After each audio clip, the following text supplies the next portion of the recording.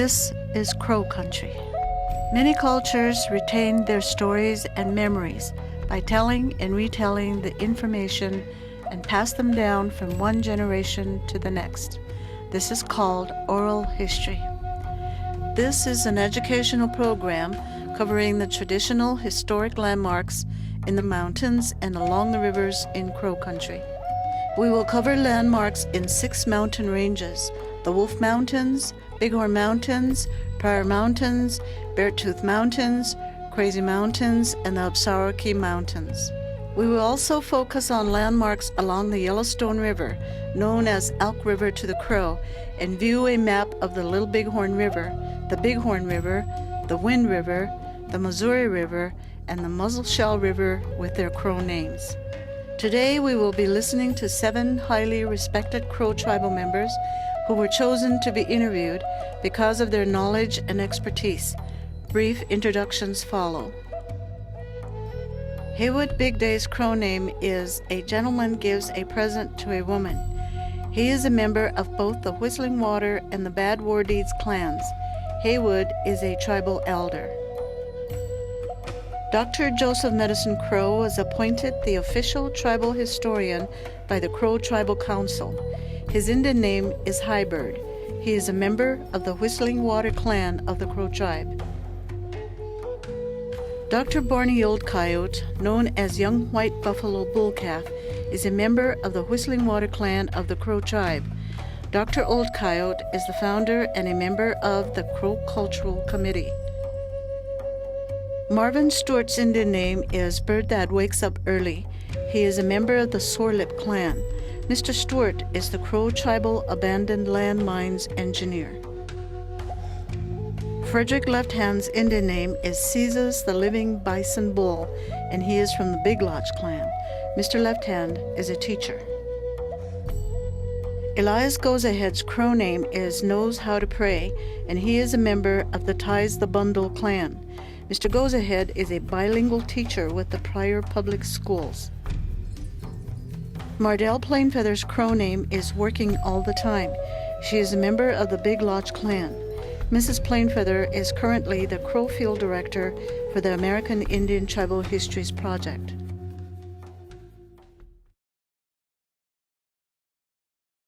I have but one teepee. It has 4 poles. It is held to the ground by big rocks. My east pole touches the ground at the Black Hills. My south, the ground at the headwaters of the Wind River. My west, the snow-capped Absarokee and Beartooth Range. The north lodge pole resting at the Bearpaw Mountains. It is customary for the Crow people to seek spiritual guidance in the mountains. This was called Alakhabedik, which meant a bed is made, because the vision seeker stayed for several days and nights without food or water and prayed. Today, people call it a vision quest. There are hundreds of these sites throughout Crow Country. Numerous vision quest sites are found in the Wolf Mountains. It is also a place where natural resources abound.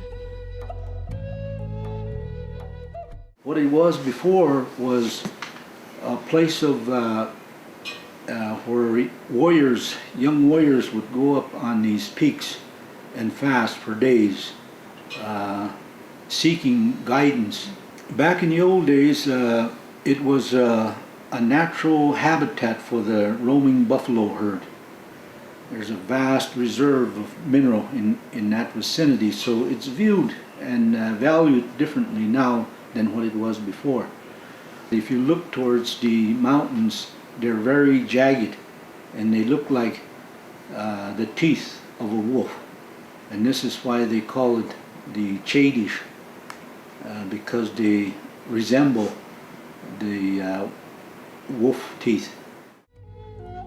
The Bighorn Mountains provided natural resources such as teepee poles, wild plants and fruits, and was where herds of buffalo, elk, and deer roamed.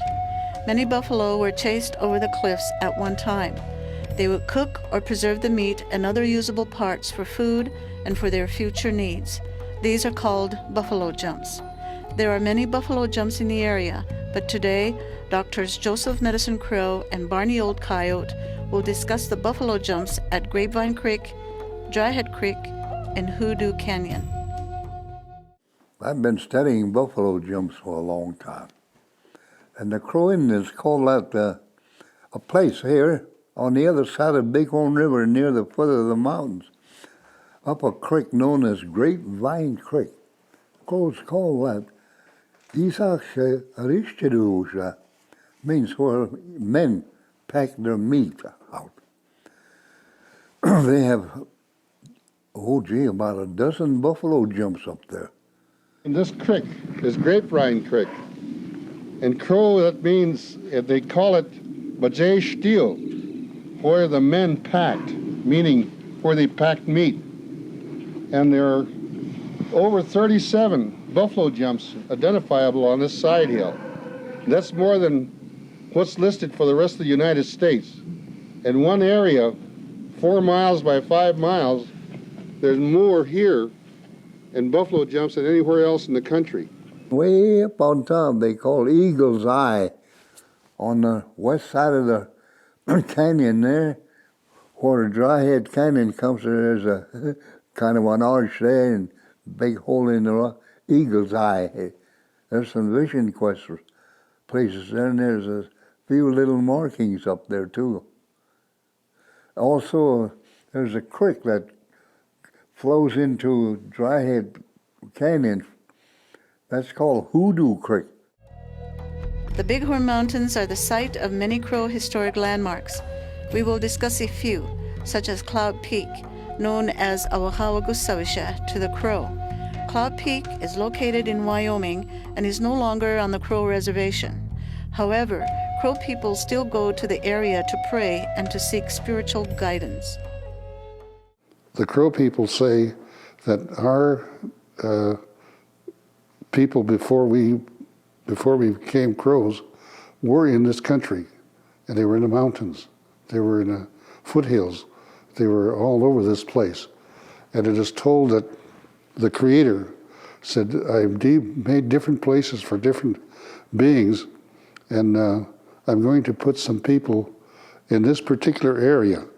And they call that place what is now Cloud Peak in Wyoming, Awahawagusawisha. And that's the name that the Crows use to this day. Crows call it Awahawagusawisha. Awahawagusawisha. They go up there to fast. So that's a sacred fasting ground. To the Indian people, of course, they regarded the whole earth as sacred, but mountains are good places to fast and good places to camp during the summer when it's hot. There are animals up there, so they regarded all these mountains as good places, sacred places. The origin of the Bighorn Medicine Wheel is vague, although there are many theories about who laid out the stones in a circular fashion with spokes. No one knows who built it. The Crow hold it in reverence and are allowed to use it as a vision quest site by the U.S. Forestry, which manages the area. Dr. Joseph Medicine Crow explains. Big medicine wheel up on top. The Crows call it a big teepee site. And I'd ask some of the old timers that the Crows go up there and build that thing up there. So no, it's always there. But they would go there and fast. Even right now, some of our young people go there to fast. And that's a sacred area, powerful. There is a medicine wheel in the Bighorn Mountains made by a Crow Indian by the name of Scarface. It was once also a vision quest site, but is currently on private property. Dr. Medicine Crow tells us of its origin. One time, a band of Crow Indians were camped there. Boys were playing around, and one of them fell into a fire and burnt badly. Gee, poor guy, his face was burning, skin calling out. As he was growing up, his playmates called him all kinds of ugly names. Ugly face and burnt face, and the boy disappeared. Well, years later, they would sight a man in Black Canyon area. It would disappear quickly, so they figured he went up there. Years later, he came back and joined the human beings. And he was the one who built that small medicine wheel. It's just a sacred site, I think. A Crow chief by the name of Pretty Eagle often sought visions in the Bighorn Mountains. Today, one of these places is a preserved site and is still used by the members of the Crow tribe to seek spiritual guidance. Doctors Medicine Crow and Old Coyote tell us about the Pretty Eagle Vision Quest site near present-day Fort Smith, Montana. Pretty Eagle, Degetjes means Degaja, itches. Pretty Eagle. He was quite a warrior in his days, and had become a chief. He fasted up there, at the junction of Black Canyon and Bighorn River, their point there. It is a source of education for non-Indians, and perhaps have some sympathy and respect for our spiritual ways, We are at what we call Pretty Eagle Point. It's called Pretty Eagle because this is one of his Vision Quest sites, and we put a fence around it to protect it from the souvenir hunters. And the foot of the bed faces straight east where the sun comes up. And he filled that with juniper boughs for a mattress. He brought sweet sage and put them at the foot of his bed. And he'd stand on that sweet sage, offer prayer. And this is an example of a Vision Quest site of Pretty Eagle.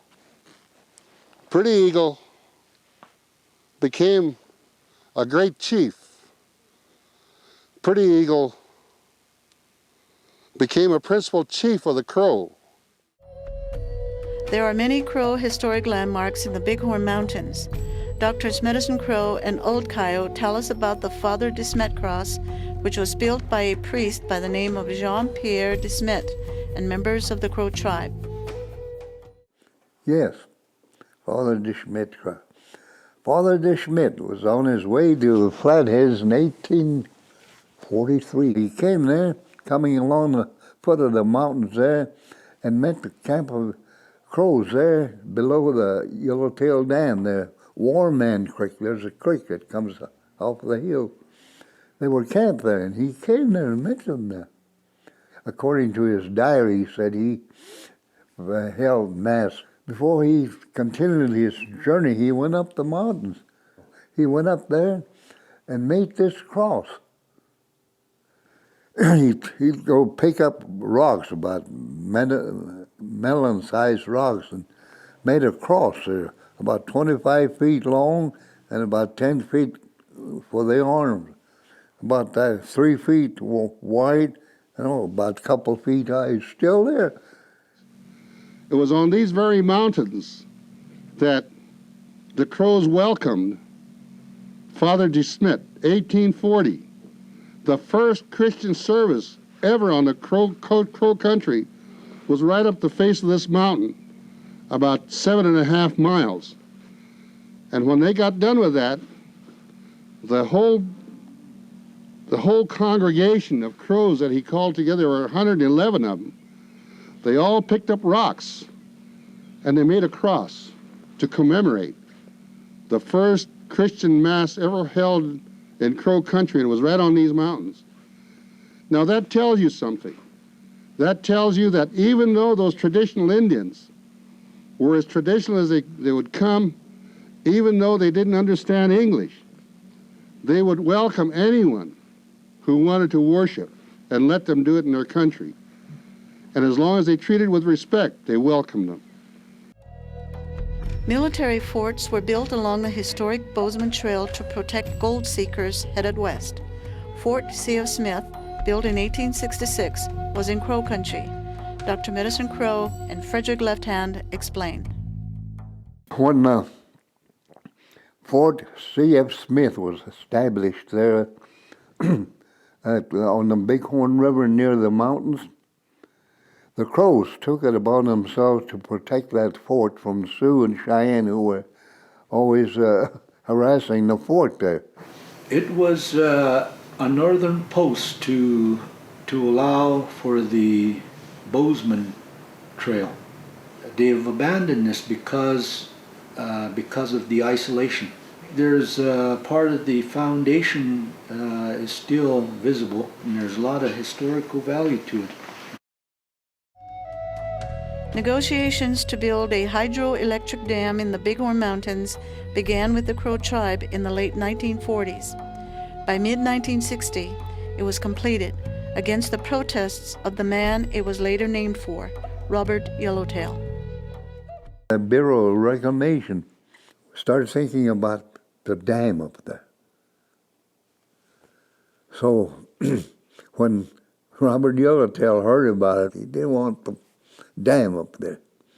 Montana senators, congressmen, and working with Bureau of Reclamation to build that dam. The ultimatum, we're going to build that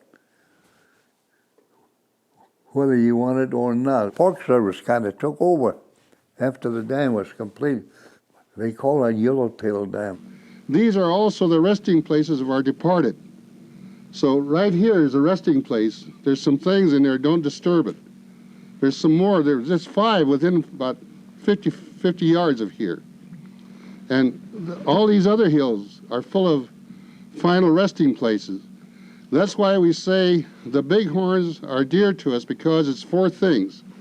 Number 1, it's the commissary where we get our food and our supplies. Number 2, it's a manufacturing place, like here.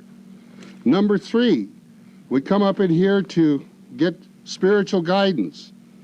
This is where we go fast. We go in the high hills and fast and seek divine guidance. And then number 4, it's a repository.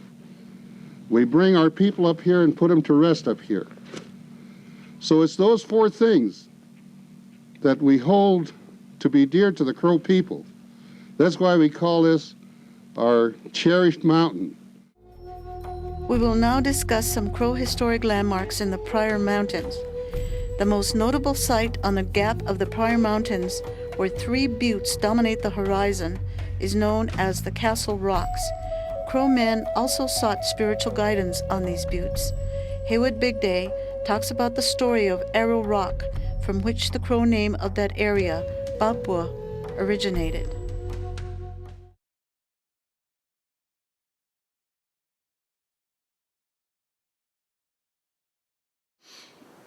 Avakawe ik abat tjuk soms auzesh leskogat achajaliu alasia lapashio alajesh yo map york en kupbare je kala shit patchat egit bashin de idijin de dale gutala kosjakate maiegadum herke ravatak kargon alude kali juk minä alude stekju kali Pappu. Heywood Big Day discusses the historic home of Chief Plentycoo, the last traditional chief of the Crows, who died in 1932 and left his home site to be preserved as a park.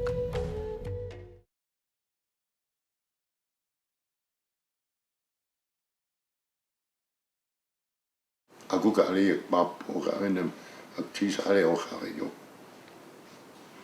Kommunistissanne vaaleissa opakko. Bishissanne vaaleissa opakko. Kuku te johko sottemin shissanne. Sohe meek male daamisen. Aseikä huo. Liuut eittiin matiu. The Beartooth Mountains are a place where the Crows sought visions. The area was also rich in natural resources. The first Crow Indian Agency was located in the foothills of the Beartooths near Mission Creek. Marvin Stewart, Elias goes ahead, and Frederick Left Hand explain.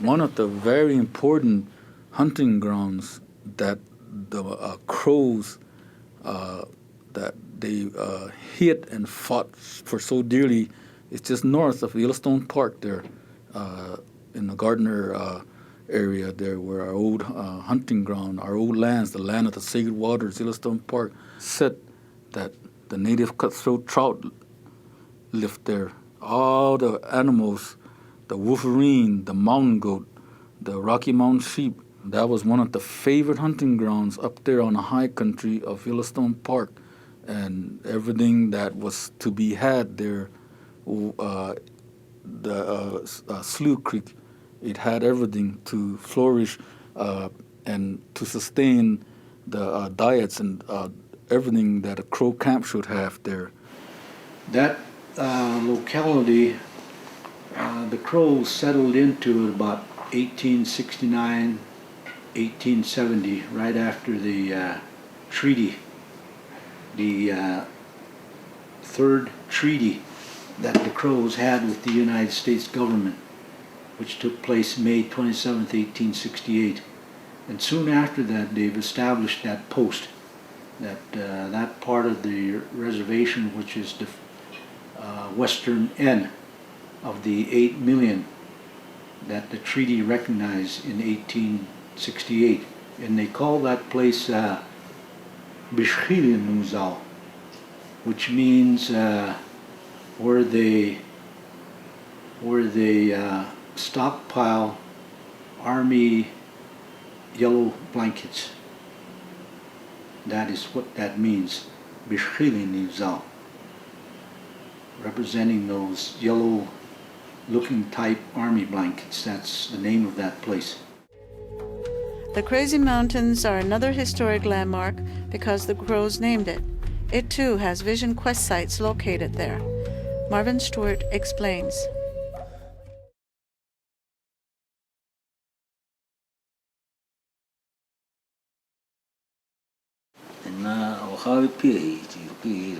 Crazy Mountains. Bach. Like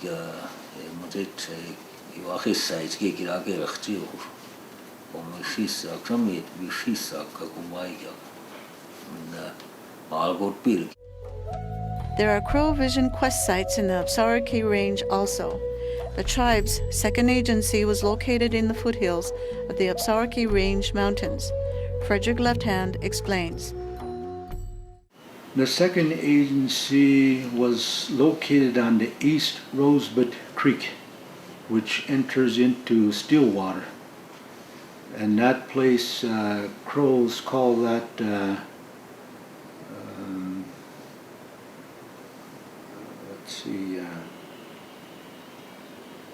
Mahujalillo. That's the name of it. There are several interpretations to Mahujalillo. The one I like is where domesticated animals were received, or where they were stored, or where they were kept. When the Crows moved into the second agency, they were there from about 1875 to 1884. Water is the most sacred of all natural resources. The rivers that flowed through Crow country were important to the people for many obvious reasons. Crow camps were never far from a creek or river. They named each one of them, usually for a physical feature or an event that happened nearby. We will focus on the Yellowstone River, known as Elk River, to the Crow, and other landmarks on or near the Yellowstone. including the Four Dances Vision Site, the Sacrifice Cliff, Pompey's Pillar, Clark's Fork, and the Three Forks. The wealth there was the natural herd of the buffalo as well as the elk. There was a vast herd of elk as far as Glasgow. You would find elk any day, any time, 24 hours a day from Yellowstone Park all the way to Glasgow. And that's the value, and the river was full of trout. And there was a natural, kind of like a commissary for the crow with the different roots, the different plants that grow, the berries, the buffalo berries, the choke cherries, all of these that provides nutrients for the existence of the Crow people, and that's the wealth of the drainage of the Yellowstone River. All along the Yellowstone Valley, all the way up to Clark's Fork and all the way up to Three Forks, Bozeman, the Livingston area. These were the camping areas of the Crow people. And anywhere you go today even, if you are with an elder, they'll say that's where the Crow camp. Wherever they camp, if it was time for someone to seek a vision, whether they were in the Bighorn Valley, the Little Horn Valley, the Paradise Valley, Beartooth Valley, or the Yellowstone Valley, that's where they sought their visions. And all up and down the Yellowstone, over the bluffs and on the rims, was where they made their bed to seek a vision. What I know about Four Dances is he sought a vision right above the bluffs overlooking Billings today of the Shishoba, which means Four Dances. And that area where he sought his vision was known to a number of people. They named that area after that man who sought the vision above the bluffs of present-day Billings. Sacrifice Cliff was noted because of the epidemic. There's not just one, but several epidemics throughout the Crow history. It was said that there was this father and one son-in-law that was left, and they didn't want to continue life. They blindfolded their horses, and then they sang their war songs as they were riding towards the cliff, and they rode off of the rim and died from it, sacrificing their lives so that this smallpox epidemic would go away. When you get to the real area that was a great hunting ground was just to the east of us here in the lower Elk River, the lower Yellowstone country, Pompey's Pillar, the Mountain Lions Lodge, all the way to the present town of Miles City, Montana. Clark's Fork was a natural path of the Crow. When they come out of the Wind River Basin, they would come through there and camp near the Clark's Fork, which would be around the present day location would be southeast of Laurel, Montana. The significance of the Three Forks is that we have named them. The Crows have three names for them: Ashe, Tatcha, Ijiri Asha, and Baju Asha. And those three are the Crow names for Madison, Gallatin, and Jefferson. We will provide a map showing the other major rivers in Crow country. Today, these rivers are still known by their original Crow names, except for the Missouri River. The Crow name will be pronounced, followed by the English term in parentheses. Isakhpur Jayasha Aliogada, where the Bighorn Ram River is small. Isakhpur Jayasha, Bighorn Ram River. Ajisa, the big river now known as the Missouri River. Ishochasha, Mussel Shell River. Hochiliaja, wind shrill or hissing or Chinook wind river.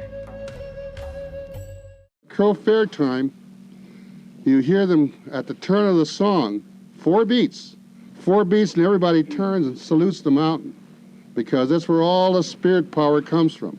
We crows love this crow country, because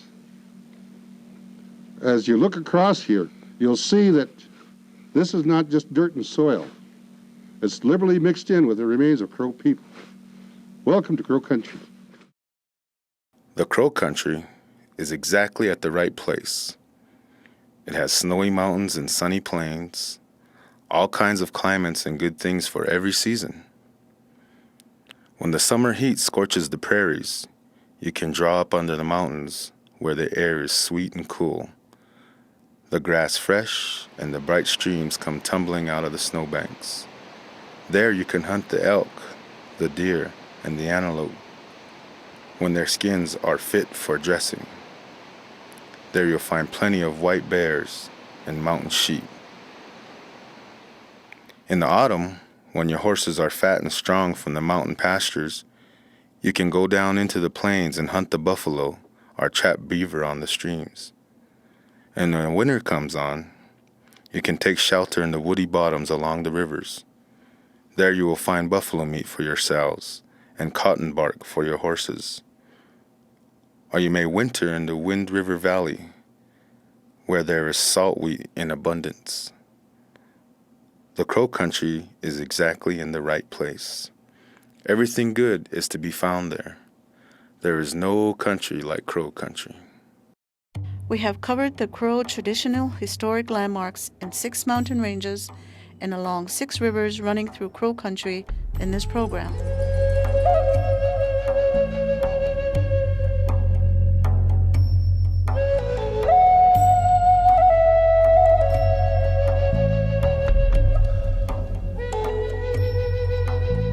We would like to thank Heywood Big Day, Dr. Joseph Medicine Crow, Dr. Barney Old Coyote, Marvin Stewart, Frederick Left Hand, Elias Goes Ahead, and Mardell Plainfeather for sharing their knowledge in this educational program.